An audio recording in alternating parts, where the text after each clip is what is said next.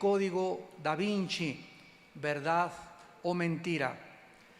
Damas y caballeros, tenemos aproximadamente como 2000 años que Dios envió aquí a este mundo a su Hijo Jesucristo para dejarle sus leyes. Hace 2000 años Dios nos visitó en este planeta y a través de sus leyes, sus estatutos, sus ordenanzas y sus mandamientos nos dejó la forma en la que nosotros podríamos vivir y podríamos también conocerle. Toda esta ley de Dios se encuentra en un libro que se llama la Biblia, y esta es la razón por la cual se llama la palabra de Dios, porque cuando hablamos de revelación significa que los hombres que escribieron la Biblia no la escribieron de sus propias ideas o presuposiciones filosóficas, sino que la escribieron siendo inspirados por Dios. Cuando nosotros reunimos los 66 libros de la Biblia, nos damos cuenta que fueron escritos en un periodo de 1500 años por más de 40 autores diferentes, pero con la peculiaridad de que los 66 libros y los 40 autores que escribieron la Biblia, todos coinciden en el mismo mensaje. Esto es una de las más grandes evidencias de que este libro fue escrito de una forma sobrenatural. Hace muchos años, cuando Jesucristo bajó al mundo, Él estaba interesado en saber qué pensaba la gente de Él. Por ejemplo, en el Evangelio de Lucas, capítulo 9, versículo 18 en adelante, la Biblia dice: aconteció que mientras Jesús oraba aparte, estaban con Él los discípulos y les preguntó diciendo: ¿quién dice la gente que soy yo? Ellos respondieron: unos andan por ahí diciendo que eres el Bautista, otros Elías, y otros algún profeta de los antiguos que ha resucitado. Sin embargo, aunque Cristo sabía ya lo que la gente hablaba acerca de Él, a Él le interesaba una respuesta más directa de sus discípulos. Y entonces les preguntó a ellos: ¿y ustedes quién dicen que yo soy? Entonces respondió Pedro y le dijo: tú eres el Cristo, el Hijo del Dios viviente.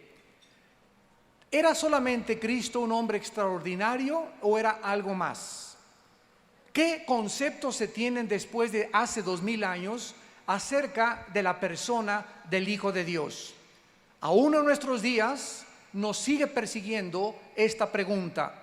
La controversia que desataron las películas como La Pasión de Jesús, Jesucristo Superestrella, La Última Tentación de Cristo, el Evangelio de Judas, el que tienes ahí junto a tu cama, y ahora el Código Da Vinci, nos demuestran que demanda una respuesta. Es increíble toda la cantidad de películas de Hollywood, de literatura, de autores de ciencia ficción que están invadiendo y bombardeando el mercado internacional sin que la gente pueda tener la capacidad de discernir entre lo que es verdad y lo que es ficción, entre lo que es blanco y entre lo que es negro. Y esta realidad se deriva de la ignorancia tan grande que existe en la humanidad de este libro que se llama la Biblia. La novela de Dan Brown, El Código Da Vinci, nos ofrece una respuesta diferente a todas las que habían sacado en las películas y en las demás novelas, porque Da Vinci, o el Código Da Vinci, nos presenta a Jesucristo como un hombre casado, feminista y como un simple profeta mortal. Está claro que todos tienen una opinión diferente de Jesucristo. En las primeras páginas de este libro se reconoce que la historia es ciencia ficción, pero que los hechos como fechas, documentos, figuras históricas son verdad. Y esto ha llevado a una grande confusión a la mayor parte de los lectores que no saben distinguir, repito, entre lo que es verdad y lo que es ficción. El autor, Dan Brown, cita fuentes históricas, por lo que la novela nos ofrece como una ilusión, de que es real y debe formar parte de nuestra historia también moderna y asumirlo como una verdad, aún en los temas que se pueden demostrar que son fraudulentos. Vamos a dar respuesta en esta mañana, damas y caballeros, a algunas de las preguntas que siguen flotando en el medio ambiente, en los periódicos, en la televisión y en muchos lugares donde se está tratando de investigar lo que es verdad y lo que es ciencia ficción. Veamos algunas preguntas que vamos a contestar. En primer lugar, ¿es verdad que el emperador Constantino fue el que decretó que Jesucristo era Dios? En otras palabras, la deidad de Jesucristo. En segundo lugar, ¿es verdad que en el concilio de Nicea se determinó cuáles eran los libros que deberían de formar parte del Nuevo Testamento? En tercer lugar, ¿quién determinó que los libros que tenemos actualmente en la Biblia fueran incluidos y se reclamaran como inspirados por Dios? En cuarto lugar, ¿es verdad que María Magdalena tuvo relaciones sexuales con Jesucristo, se casaron y se fueron de luna de miel a Cancún? Bueno, eso ya es invento mío. Vamos a tratar de hacer un poco de historia porque es increíble la imaginación del ser humano. Dentro de los próximos meses les garantizo que va a salir el Evangelio también de Juan Diego. En el año 312 después de Cristo, un hombre llamado Constantino estaba posicionado en el puente de Milván, afuera de Roma, y estaba planeando acercarse a la ciudad de Roma y tomarla y conquistarla. Esta victoria de Constantino lo podría establecer como el próximo emperador romano. La noche anterior, Constantino estaba adorando a un dios pagano, cuando de repente, en las palabras de Eusebio de Cesarea, quien fue un historiador y el confidente particular del rey Constantino, estaba rezando cuando Constantino vio con sus ojos un símbolo de la cruz de Cristo, y con estas letras: bajo este signo vencerás. Constantino cruzó el río, ganó la batalla peleando con el símbolo de la cruz. Más tarde, él decretó lo que se conoce como el Edicto de Milán, donde se establecía que ya no se debería de perseguir a los cristianos. En otras palabras, este mensaje de la cruz de Cristo conquistó al imperio más grande de toda la historia. El imperio romano no fue conquistado con sangre, ni con espada, ni con guerras, sino con un mensaje de que ese hombre llamado Jesús de Nazaret había vencido la muerte al levantarse de la tumba a los 3 días. Existen muchas razones para ser escépticos cuando un político abraza una religión, especialmente cuando esta religión le va a ayudar al político a poder alcanzar sus ambiciones políticas. Consideremos al emperador Constantino, quien en el Código da Vinci se dice que inventó la deidad de Cristo para consolidar su poder político. También se dice que eliminó los libros del Nuevo Testamento que no estaban de acuerdo con su agenda política. En el Código da Vinci, Dan Brown dice esto: Constantino consolidó su gobierno y se ganó el derecho de establecer que los que no estaban de acuerdo con él eran herejes. Además, Constantino reúne en el concilio de Nicea en el año 325 después de Cristo y ratifica la nueva doctrina cristiana por cuestiones políticas. Además, se asegura que Constantino rechaza los evangelios que eran favorables a la feminidad divina. Vamos a ver a continuación que el centro de la discordia y del debate internacional, tanto religioso como filosófico, es el siguiente, damas y caballeros. Si Jesucristo fue un simple hombre mortal como Buda, como Mahatma Gandhi, como el Gurú, como el Dalai Lama, como Hare Krishna, como Zoroastro o como todos los líderes religiosos, o si Jesucristo verdaderamente era Dios en la carne. Esta es la más grande pregunta que todos nosotros en esta mañana, antes de salir de este lugar, tú tienes que contestar. Porque la respuesta que tú le des a esta pregunta va a determinar el destino eterno de tu alma. Si Jesucristo fue un simple mortal como tú y como yo, y como todos los grandes líderes religiosos y los falsos mesías y los falsos profetas que han levantado tantas sectas en el mundo y tantos movimientos religiosos, entonces Cristo forma parte del montón.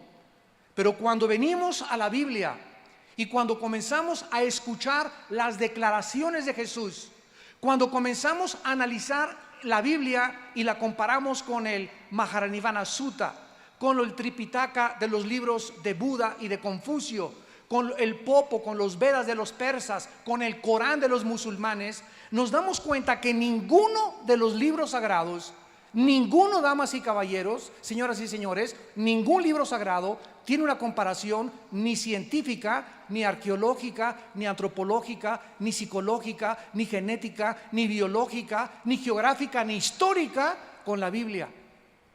Es un libro absolutamente sensacional. Y los más grandes estadistas, los más grandes pintores, escultores, artistas, políticos, nadie ha podido decir hasta este momento: yo tengo otro libro mejor que la Biblia. Esta es la razón por la cual, al contener la Biblia las verdades absolutas del universo, tiene que convertirse, si es verdad lo que Cristo dijo, que existía un diablo y existía un ser príncipe de las tinieblas, a cuyo mandato existen millones de demonios y de criaturas invisibles espirituales tratando de atormentarnos a nosotros y de robarnos la verdad, y de que tú vayas a la tumba sin el conocimiento de la verdad, entonces nosotros haríamos bien en abrir nuestros oídos al único ser en la historia que ha dicho estas palabras: yo soy el camino, yo soy la verdad y yo soy la vida.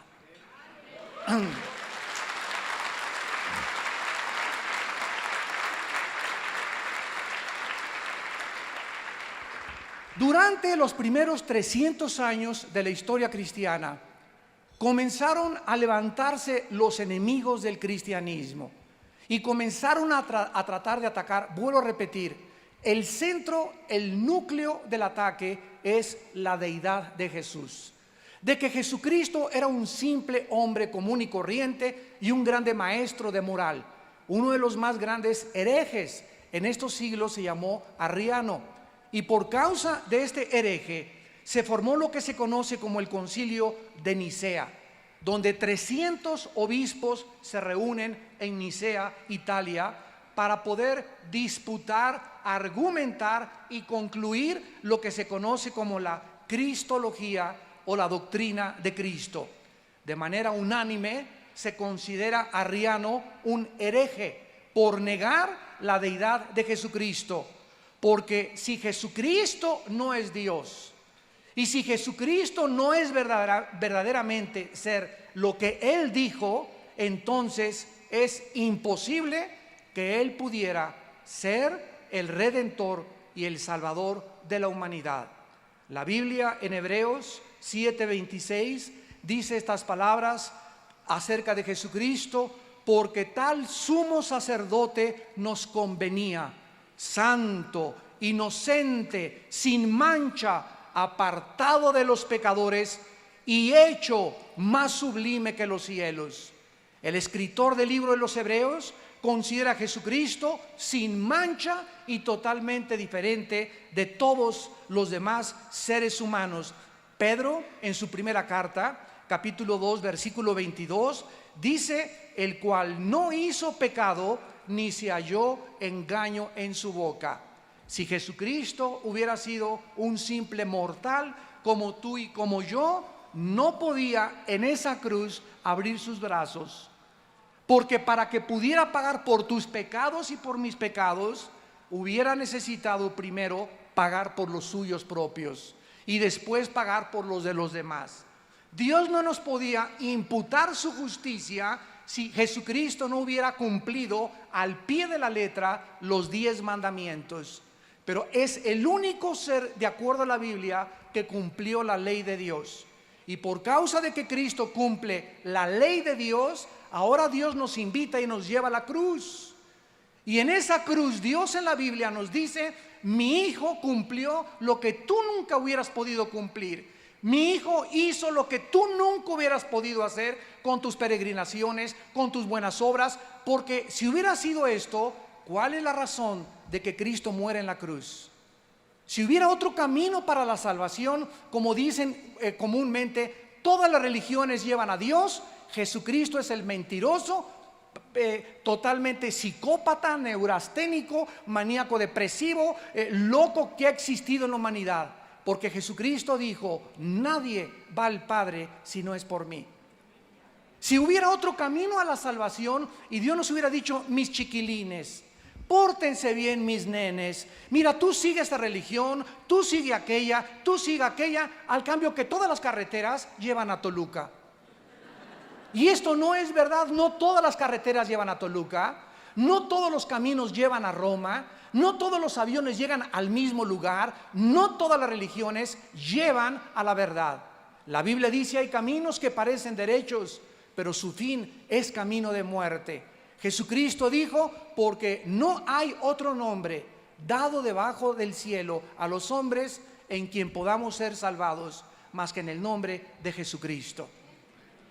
A continuación nos damos cuenta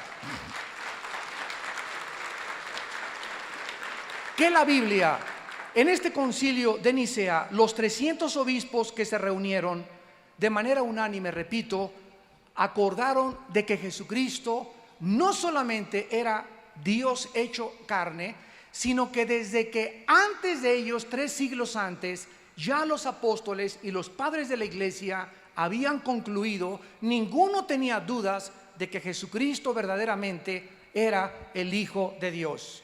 No podía ser de otra manera, porque Jesucristo, de acuerdo a los escritores de los evangelios, ya existía antes de que Él naciera en el mundo.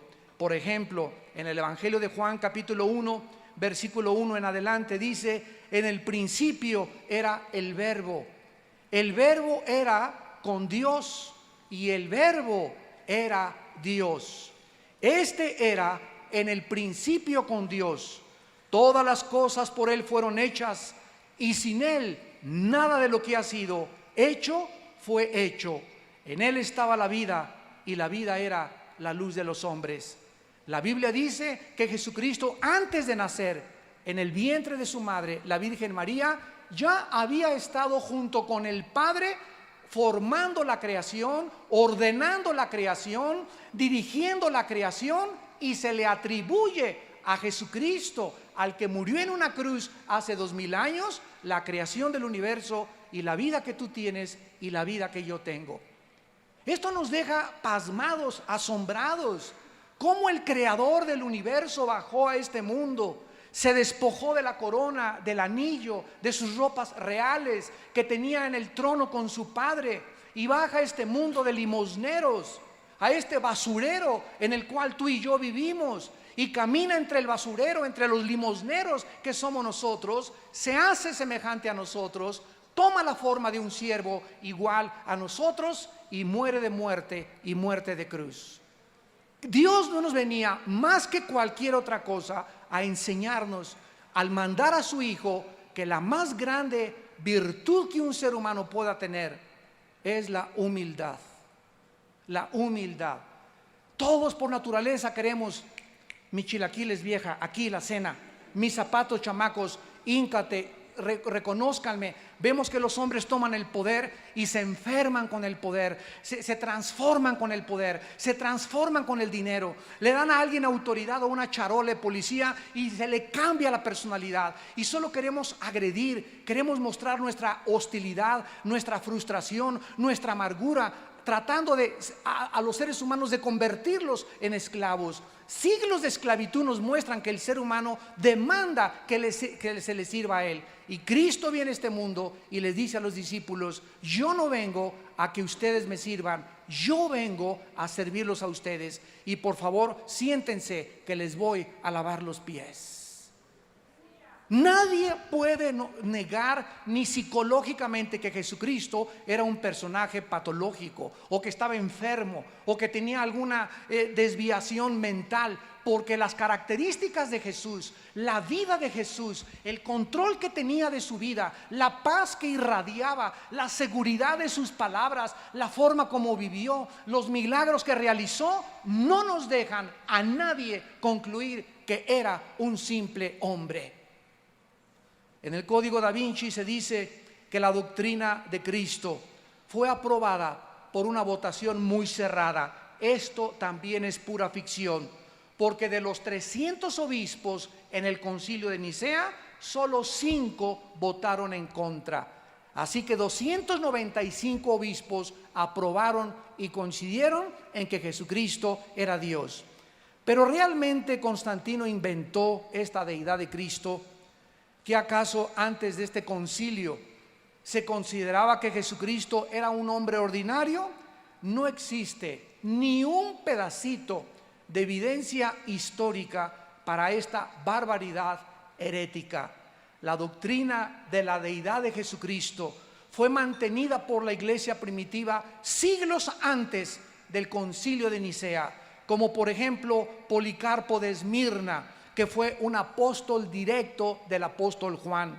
Justino Mártir en el año 150 después de Cristo, el obispo de Lyons, Irineo, en el año 160 después de Cristo, y Tertuliano en el año 200 después de Jesucristo.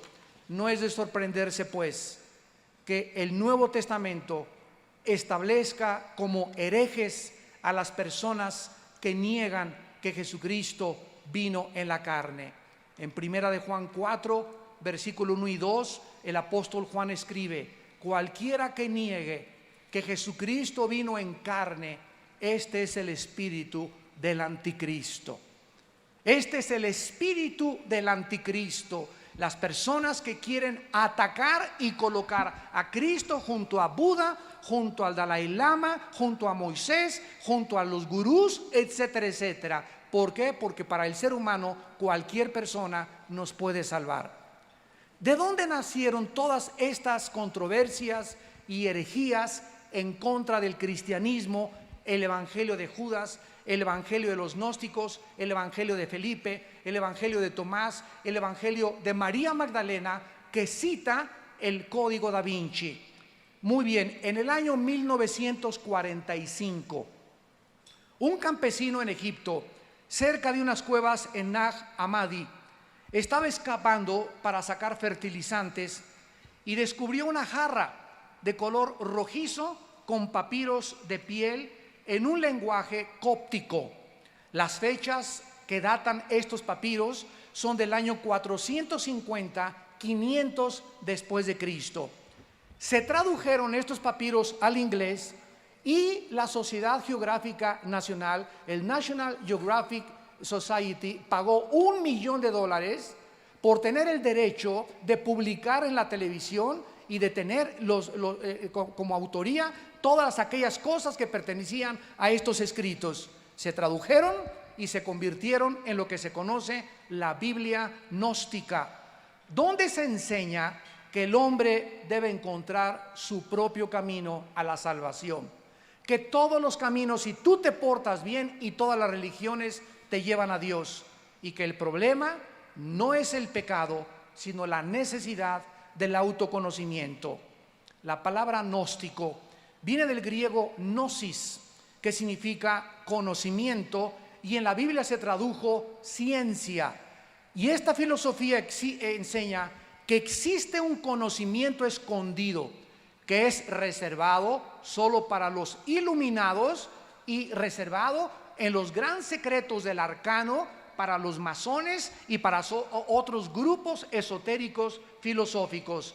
Sin embargo, esta iluminación no proviene de la Biblia, ni de Cristo, ni de Dios, sino de arcanos superiores.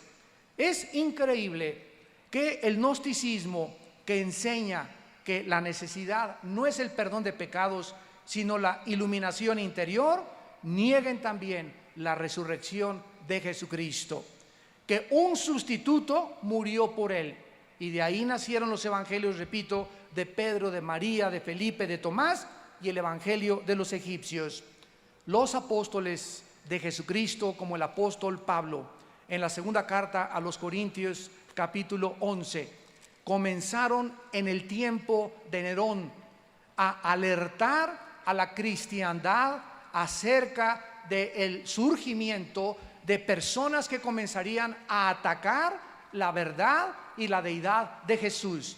Dice 2 Corintios 11, versículos del 13 al 15, porque estos, escribe el apóstol Pablo, son falsos apóstoles, obreros fraudulentos, que se disfrazan como apóstoles de Cristo. Y no es maravilla, porque el mismo Satanás se disfraza como ángel de luz. Así que no es extraño si también sus ministros se disfrazan como ministros de justicia, cuyo fin será conforme a sus obras. ¿Cuántos falsos profetas han conocido ustedes a través de los periódicos en el último siglo? Por ejemplo, en 1900, para no ir tan lejos, 1970, se levanta un hombre llamado Jim Jones y comienza a decir que él es Dios. Lo comienza a seguir la gente, se los lleva a una de las Guyanas, a Latinoamérica, y los envenena a todos cuando senadores norteamericanos mandan investigar esta secta. Otro hombre llamado David Koresh, en Waco, Texas, se encierra en un castillo que construyeron, se arman diciéndoles que venía el fin del mundo y la guerra del Armagedón, y comienzan a enseñar lo mismo, que Él es Dios. Buda, damas y caballeros, si ustedes son budistas, con todo el respeto que se merecen, Buda nunca dijo que creía en Dios. El budismo es de las pocas religiones ateas. Entonces, ¿de dónde sacan que para ser religioso necesitas creer en Dios, si el budismo es una proposición filosófica atea? Y cuando nos damos cuenta de que hay religiones ateas, ¿cómo puede, verdad, una persona decir que me puede iluminar y me puede llevar a un camino cuando ni siquiera el gordito de Buda creía en Dios?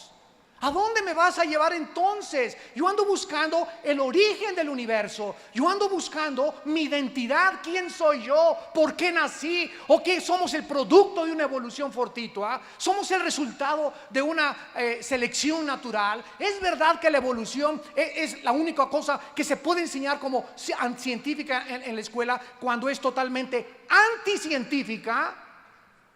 El ser humano está desesperado buscando respuestas y va con el gurú, van con los brujos de Ecatepec, van a Tepoztlán, adoran a la luna, se van a las pirámides de Teotihuacán a cargarse de energía, y miles de cosas que hacemos, que inventamos nosotros, porque no tenemos una luz. Y esa luz Jesucristo fue cuando Él dijo: yo soy la luz del mundo, si tú me sigues no seguirás en tinieblas.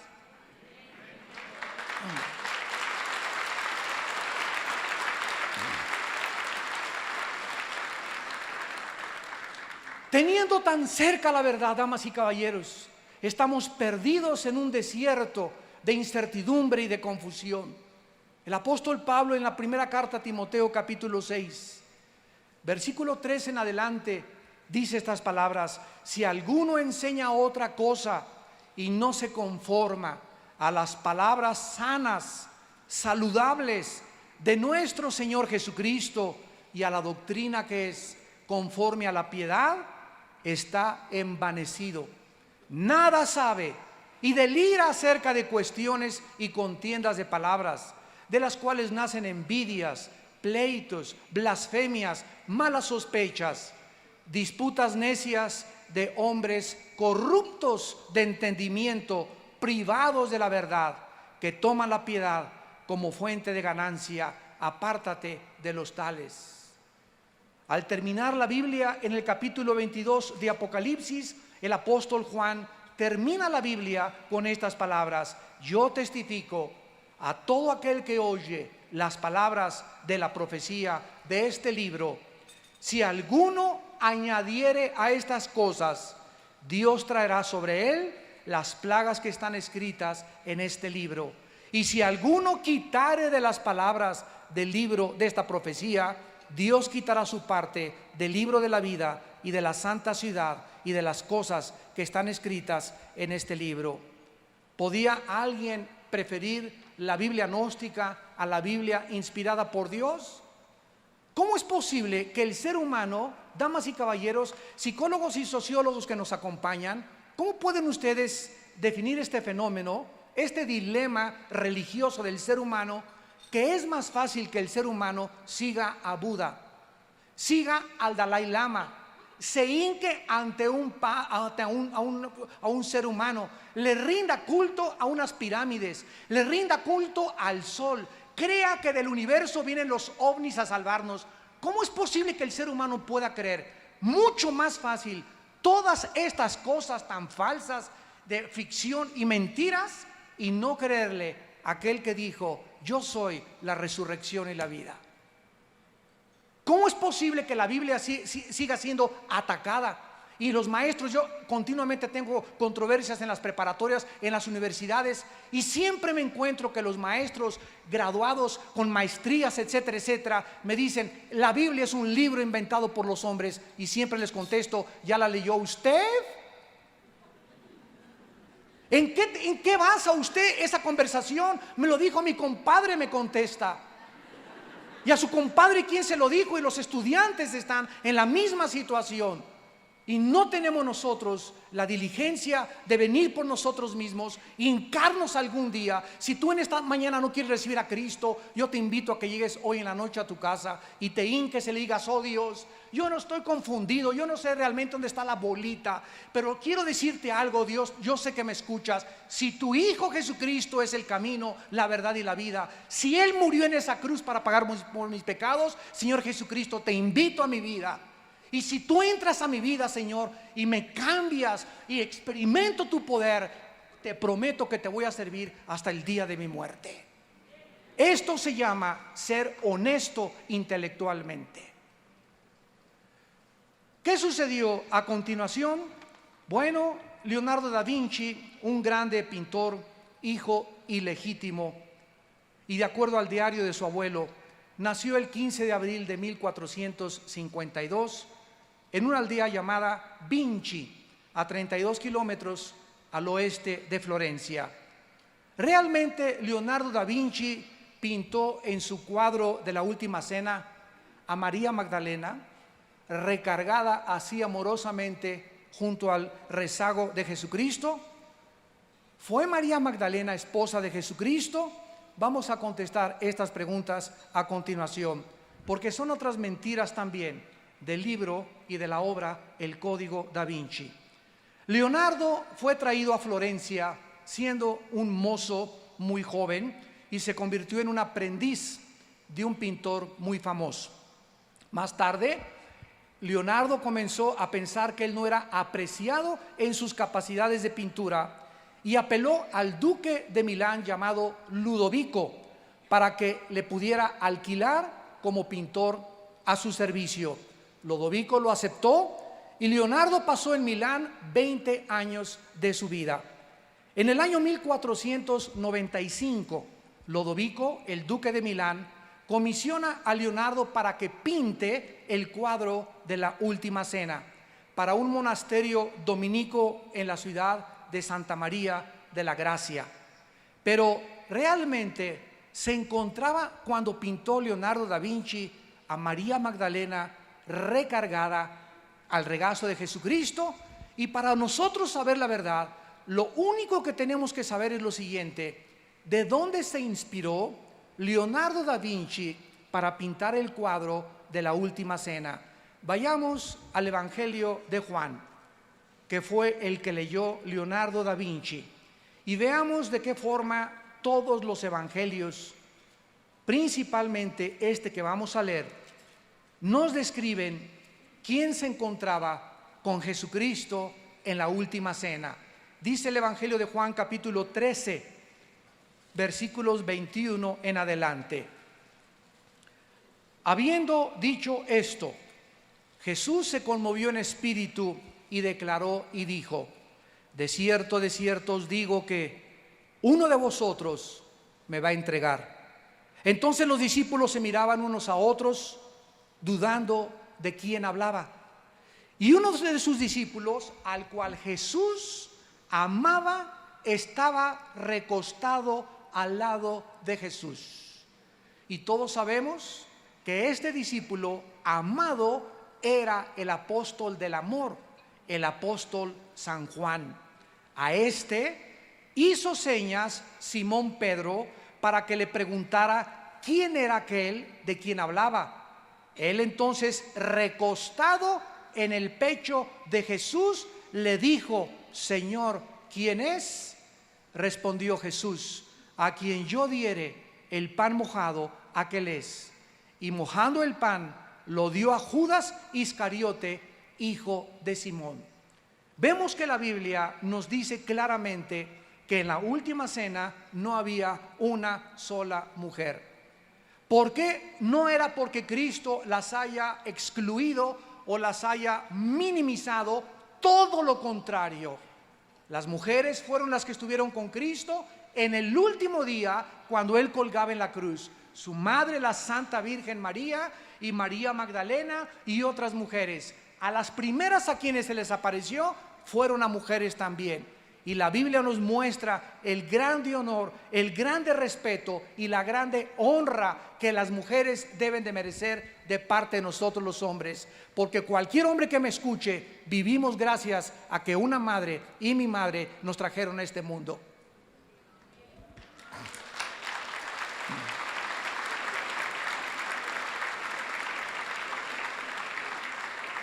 Una de las cosas que la Biblia nos revela es el odio que le tiene el diablo a las mujeres. Y esta es la razón por la cual en la mayor parte de los países en el Medio Oriente, en Latinoamérica y en otras naciones, a la mujer se le veja, se le sobaja, se le margina, se le desprecia. Y el hombre, principalmente en Latinoamérica, cree que porque es nieto y descendiente de Zapata y porque su compadre fue Pancho Villa, la señora está para hacerme los frijoles y yo puedo engañarla, yo puedo tener un amante, yo puedo irme con quiera, pero ella no puede. Nosotros sí podemos, pero ellas no pueden. Además, usted está para servir y para lavarme los calcetines y para darme de comer. Y comenzamos a creer que somos superiores a las mujeres, y estamos viviendo una época como la de los talibanes allá en Afganistán, donde las ponían en una plaza de toros como plaza de toros, y las vejaban, les cortaban con navajas Gillette los labios y la lengua porque se habían descubierto la cabeza, porque las encontraron trabajando, porque no estaban vestidas de arriba hasta abajo, porque no traían las burcas completamente cubriéndoles sus rostros. Y esto ya tiene que detenerse. En las iglesias, en las naciones, tenemos que entender que mientras la mujer no se le asigne el papel que Jesucristo les dio, los hombres seremos maldecidos. Porque la grandeza de una nación está en los matrimonios. Y cuando una familia se desmorona, el ser humano pierde la visión. Y atribuimos el problema a los pobres. No, si nosotros levantamos a los pobres y a los ricos los bajamos, esto es la raíz del comunismo. Marx se equivocó con eso, señores filósofos y políticos. No es la solución bajar a la clase alta y a la burguesía y al proletariado que suba. Cuando el proletariado sube, hacen lo mismo que hicieron antes. Y tenemos el ejemplo de Cuba, tenemos el ejemplo de Rusia, donde no funcionó. ¿Por qué? Porque el problema no es el comunismo, la clase sociales, la clase trabajadora, la pobreza. El problema somos nosotros y las familias. Los grandes imperios de la historia, damas y caballeros, no cayeron porque tuvieron una educación defectuosa, una política económica defectuosa, o porque las clases capitalistas comenzaron a gobernar a las clases inferiores. No es ese el problema. Sucumbieron por la inmoralidad. Egipto, los sumerios, los babilonios, los medos persas, los griegos, los romanos, Estados Unidos, Sodoma y Gomorra, Europa, Sodoma y Gomorra. Vemos en México desfiles ahora actualmente de gays y movimientos lésbicos demandando derechos. ¿Por qué tienes derechos cuando sales encuerado a la calle? Tú estás afectando a mis hijos y mi familia al salir encuerado y protestar en la calle. ¿Quién eres para violentar mis terceros derechos que yo tengo como ciudadano al demandar tus derechos de un estilo libre sexual? Pero ya no sabemos cómo contestar. Estamos en Sodoma y Gomorra y los seres humanos estamos completamente relajados, creyendo que una libertad democrática se puede hacer lo que se nos da la gana. Esto se llama anarquía. y degeneración y depravación moral. Y por esto, dice la Biblia, vienen los juicios de Dios sobre México y el mundo entero. Porque hemos traspasado sus leyes. Hemos creído que todo mundo tiene derechos. Al ratito vamos a darle derechos. Quiere vivir con 4 mujeres, tiene el derecho de hacerlo. Tiene el derecho de vivir con 5 hombres, vamos a darle el derecho de hacerlo. Quiere vivir con una mujer con mujer y adoptar un niño. Cuando se destruye el fundamento de la familia, que es el diseño de Dios para la sobrevivencia de una sociedad, hemos llegado a Sodoma y Gomorra. Porque las familias forman las grandes naciones, y las naciones están formadas por familias. Y lo que hace una familia, lo que integra una familia, es la moral cristiana. Y cuando abandonamos eso, no tenemos ningún destino a donde dirigirnos más que al barranco y al naufragio total de nuestra sociedad. Leonardo da Vinci se inspira en la Biblia, y lo que dice el Código da Vinci es absolutamente falso. ¿Quién era María? Dice la Biblia que María, en el capítulo 20 de Juan, fue una mujer y la primer testigo de su resurrección. Juan capítulo 20. Y dice la Biblia que no solamente fue el primer testigo de su resurrección, sino que María también fue la primera que dio testimonio que Jesús había resucitado. El primer día de la semana, María Magdalena fue de mañana, siendo aún oscuro, al sepulcro y vio quitada la piedra del sepulcro. Corrió y fue a Simón Pedro y al otro discípulo, al que amaba Jesús, y le dijo: se han llevado del sepulcro al Señor y no sabemos dónde le han puesto. Escuchen, nunca dijo: se han llevado a mi esposo. Ya se robaron el cuerpo de mi esposo. Ella, con todo el respeto, al haber vivido con Jesucristo, dijo: se han llevado a mi Señor y no sabemos dónde lo han puesto. Dice el versículo 11: y María estaba llorando junto al sepulcro. Mientras lloraba, se inclinó para mirar dentro del sepulcro y vio a 2 ángeles con vestiduras blancas que estaban sentados a uno y otro lado, a la cabecera, y el otro a los pies donde el cuerpo de Jesús había sido puesto. Y le dijeron los ángeles: mujer, ¿por qué lloras? Les dijo: porque se han llevado a mi Señor. No dijo: se llevaron a mi esposo y no sé dónde le han puesto. Cuando había dicho esto, se volvió y vio a Jesús, que estaba allí, mas no sabía que era Jesús. Jesús le dijo: mujer. No le dijo: esposita. Mujer, ¿por qué lloras? ¿A quién buscas? Ella, pensando que era un hortelano, le dijo: Señor, si tú lo has llevado, dime dónde has puesto y yo lo llevaré. Jesús le dijo: María. Volviéndose ella le dijo: Raboni, que quiere decir maestro. Ella no le dijo: esposito mío, nos volvemos a juntar otra vez. Damas y caballeros, pudo haberse casado Jesucristo. El autor del Código da Vinci así lo asegura. Sin embargo, es pura ficción. Ninguno de los 4 evangelios enseña tal barbaridad. Y si hubiera ocurrido, lo hubieran mencionado. La Biblia enseña que Jesús no se casó con nadie. Escuchen con mucho cuidado. No porque el matrimonio sea algo sucio o deshonroso. Porque en Hebreos 13, versículo 4, la Biblia dice: honroso sea el matrimonio sin mancilla. A los adúlteros y a los fornicarios Dios los juzgará. Jesús bajó del cielo para morir en una cruz. No se casó porque simplemente no fue esa su misión. Él no bajó del cielo a formar un hogar ni una familia. Él vino a morir en una cruz. Él no podía casarse con ninguna mujer porque su naturaleza no solamente era humana, era divina. La sangre de Cristo no tenía pecado y no podía mezclarse con un ser humano y mezclar la sangre humana con la sangre pecadora o con la sangre divina. Entonces no se casó Jesucristo porque simplemente no fue su misión. Fue su misión resucitar a los 3 días, salvar y pagar por nuestros pecados con su sangre en la cruz y ascender a la diestra del Padre, donde está actualmente sentado, esperando hasta que sus enemigos sean puestos como estrado de sus pies. Claro que algún día Cristo se va a casar, porque actualmente está comprometido con nosotros su iglesia, y no pudo haberse casado antes.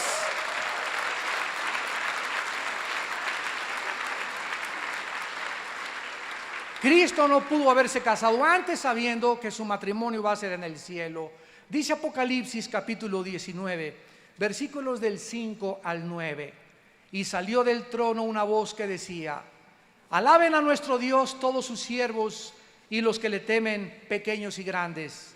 Y oí la voz como una gran multitud, como el estruendo de muchas aguas, como la voz de grandes truenos que decía: aleluya, porque el Señor nuestro, Dios Todopoderoso, reina.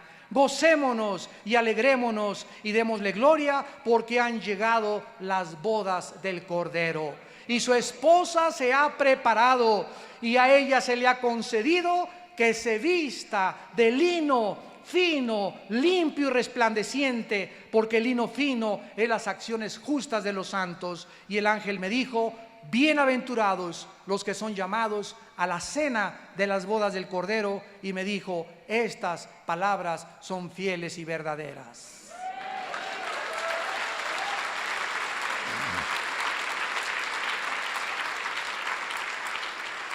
En este día, María Magdalena va a estar como con nosotros, invitados a las bodas del Cordero, donde el matrimonio se consumará, no en una unión física, sino en una unión bendita, íntima, de compañerismo inimaginable, espiritual.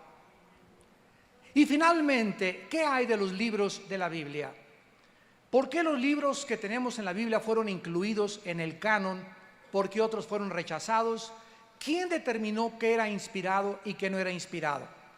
La Biblia, ya dijimos, es un compendio de 66 libros, escritos bajo un mismo tema, por más de 40 autores en un periodo de 1500 años, o sea, más o menos del año 1492, y se terminó de escribir en el año 100 después de Jesucristo.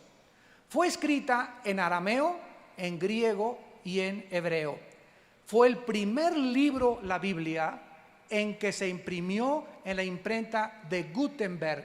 El primer libro que se imprimió en la historia en el año 1455 después de Cristo.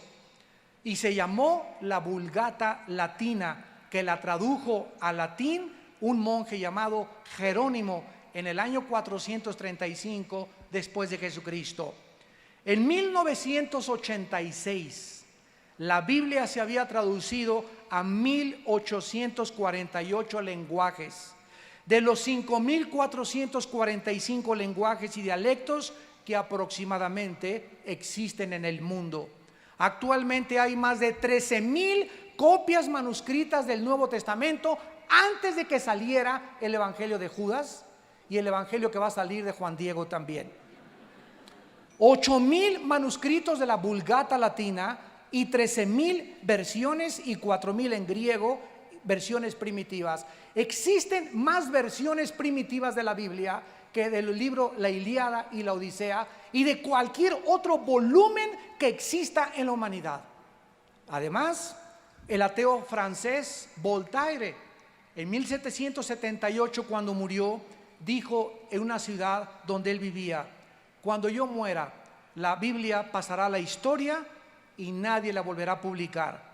Sin embargo, después de su muerte, la imprenta más grande que hay de Biblias en Europa es donde murió Voltaire. Jesús dijo: los cielos y la tierra pasarán, pero mis palabras permanecerán. Y seguirá siendo atacada, como dijo tu padrino don Teofilito.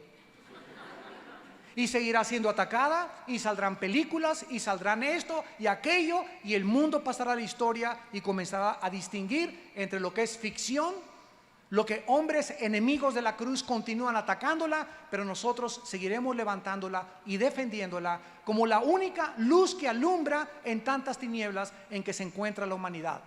Haríamos bien en estar atentos como una antorcha que alumbra a este libro hasta que el lucero de la mañana amanezca en todos vuestros corazones. Y finalmente vemos nosotros que la autoridad de la Biblia la observamos en los escritores. ¿Qué era lo que tenía que definirse para que fuera aceptada dentro del canon del Nuevo Testamento? Dos cosas importantes. En primer lugar, la apostolicidad.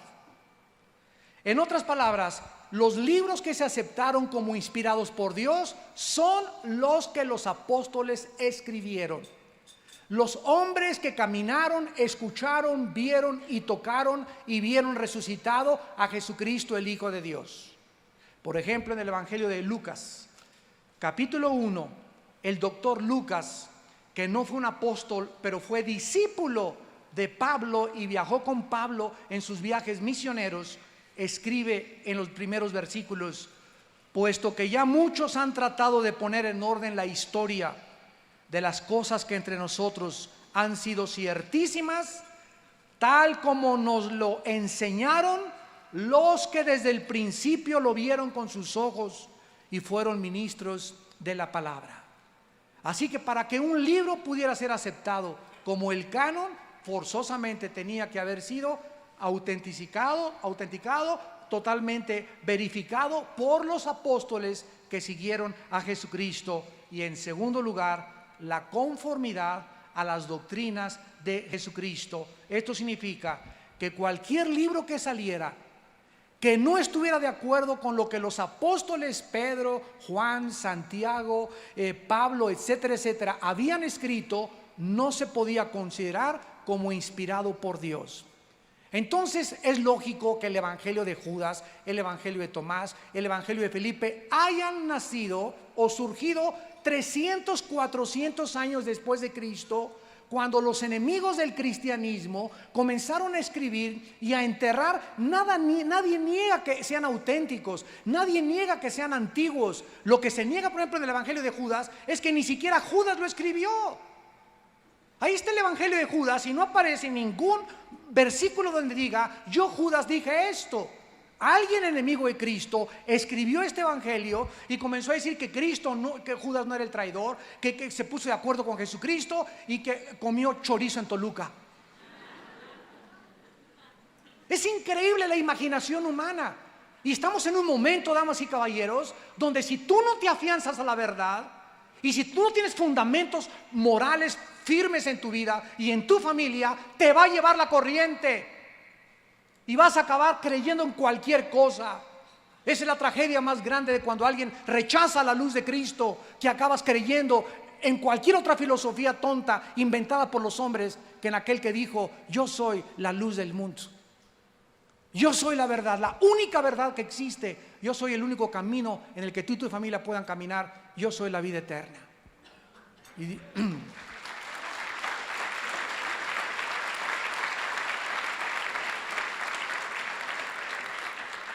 Yo los invito en esta mañana, no a una religión. Yo los invito a todos ustedes en esta mañana a que vengan a una cruz, a la cruz de Jesús. Que vengas con tu familia, que vengas tú particularmente. Tú me puedes decir: es que usted no sabe, mire, ahorita yo estoy en la política y si no estoy en la política no voy a poder robar. Y si no robo no voy a poder tener ese departamento y esa casa y yo quiero éxito y quiero poder. ¿Sabes una cosa? Las palabras de Jesucristo son en este momento muy relevantes. ¿De qué te sirve ganar el mundo si pierdes tu alma?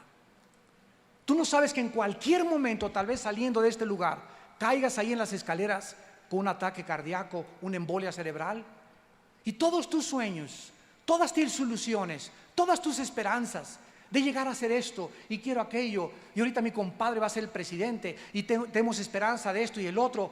En cualquier momento la burbuja de jabón es rota por la muerte, porque está establecido que todos muramos una sola vez y después el juicio. ¿Y de qué te sirve haber entregado y dedicado tu vida a valores tan falsos cuando lo más importante es el alma y el destino de tu familia? Dios no niega que tú puedas ser político o empresario. Gloria a Dios por todas las personas, y necesitamos hoy más que nunca integridad en nuestro mundo político. La corrupción está denigrando totalmente a nuestra nación. ¿Cómo podemos levantar esto? No con mejores escuelas. Necesitamos predicar el mensaje de la gracia de Dios.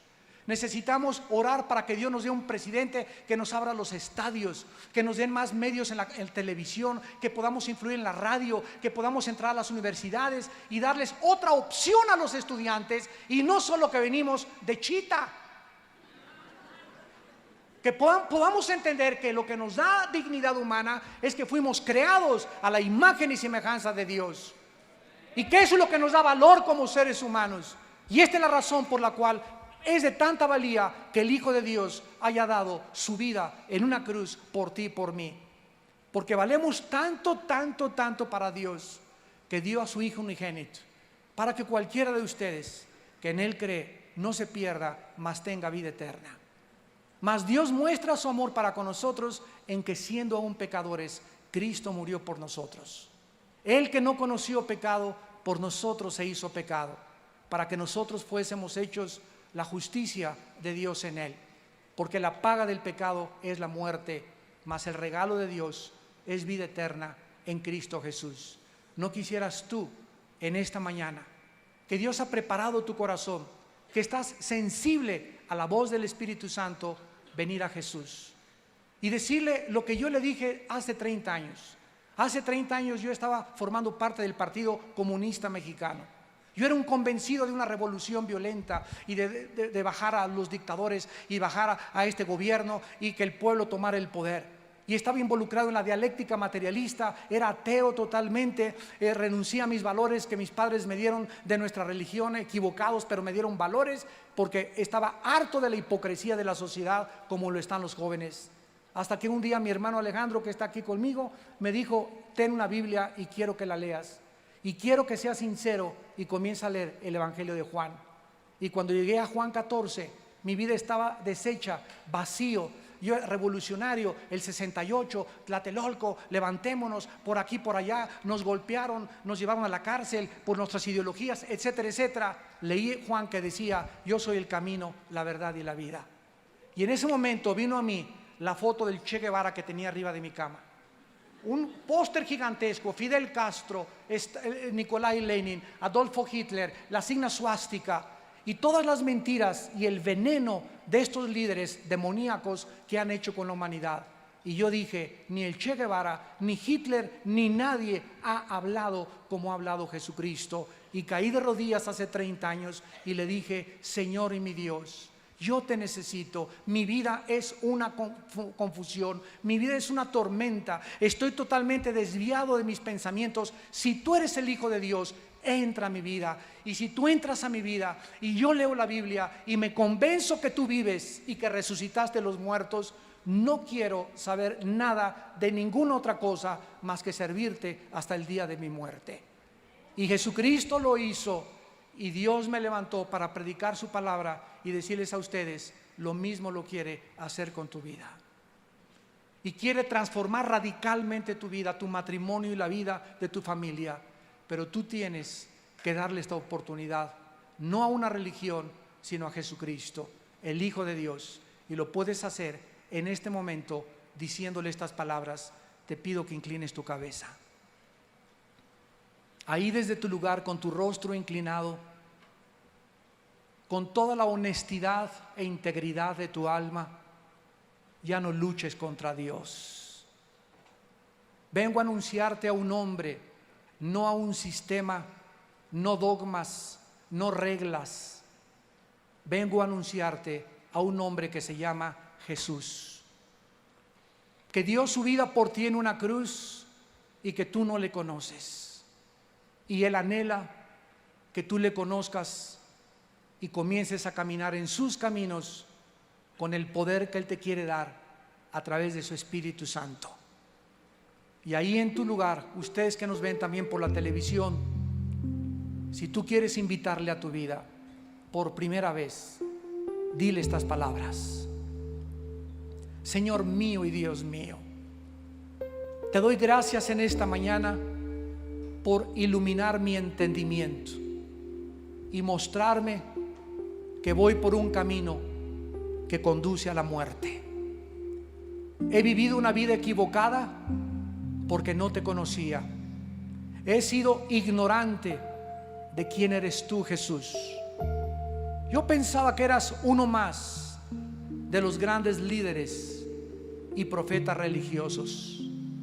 Esta mañana comprendo que tú eres mucho más que eso. Tú eres verdaderamente el Cristo, el Hijo del Dios viviente. Te pido perdón por mis pecados. Me arrepiento de mi vida, porque creo que en esa cruz, con tu sangre, pagaste por mis pecados. Y ahora te pido, Hijo de Dios, que entres a mi vida como mi Señor y mi Salvador. Manifiéstate, Señor, en mi vida. Anhelo conocerte y entregarte todo lo que tengo. Ya no quiero saber nada más que seguirte y vivir para ti. Te pido por mi familia, te pido por mi matrimonio. Bendice a nuestros hijos o mi futuro matrimonio y dame sabiduría para escoger esposa algún día. Dame sabiduría para escoger esposo, los que vamos a formar la nueva familia. Y te pido que nunca me dejes ni me desampares, tal como me lo has prometido, porque te lo pido en el nombre de Jesús. Amén.